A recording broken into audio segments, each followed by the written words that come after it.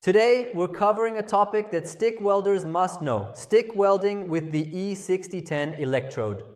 In this video, I'll explain step by step how to stick weld with E6010 and what to watch out for in a clear and simple way. The E6010 electrode is preferred for welding carbon steel pipes, open root applications, field assembly, and root passes requiring full penetration thanks to its deep penetration, strong root pass performance, and stable arc even on dirty surfaces. When welding a root pass with an E6010 electrode, the polarity should be direct current electrode negative. This way, about 70% of the heat is generated in the workpiece.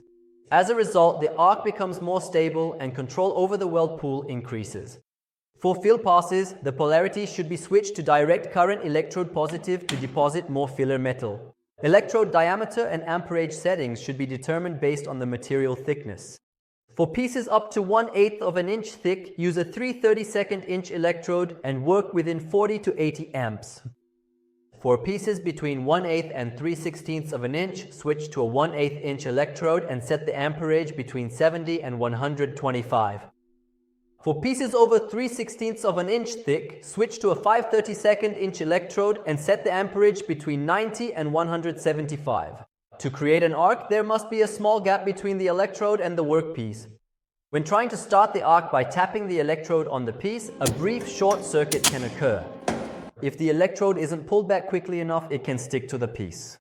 Therefore, when starting the arc, either tap the electrode lightly and pull back immediately, or strike it like a match. Once the arc starts, the arc length should be kept equal to the electrode diameter.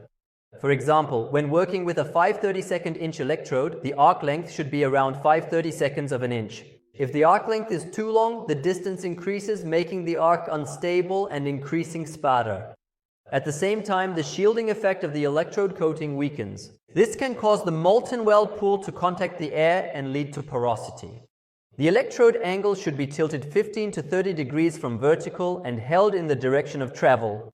This keeps the slag behind the arc, making the weld pool easier to control. If the electrode is held too vertically, slag can get trapped in the molten weld pool. This can negatively affect the weld quality and its overall strength.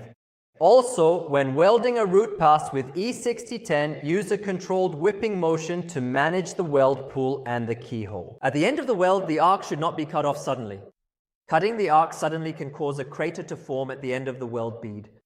Therefore, when finishing the weld, the electrode should be pulled back slightly to fill the weld pool, and then the arc should be cut. For materials over 3/16 of an inch, a weld bevel should be open to ensure full penetration.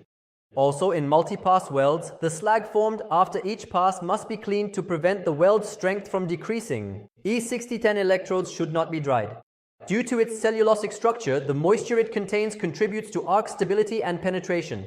Due to the coating structure of cellulosic electrodes, intense gas is released during welding.